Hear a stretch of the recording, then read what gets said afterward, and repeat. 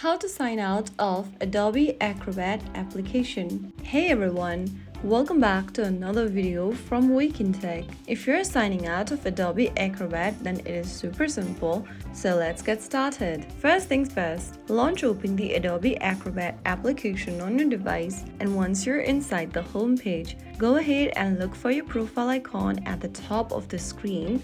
In your mobile devices, it will be at the top right. Tap on that and this will open up the settings menu. From the settings menu, if you go all the way at the bottom, you'll see a sign out button. Tap on it to sign out of your Adobe Acrobat account. So with just a click of a button, you'll be logged out. Super easy, isn't it? If you found this video helpful, don't forget to like, share, and subscribe to our channel. I will see you again in the next video. Thank you for watching.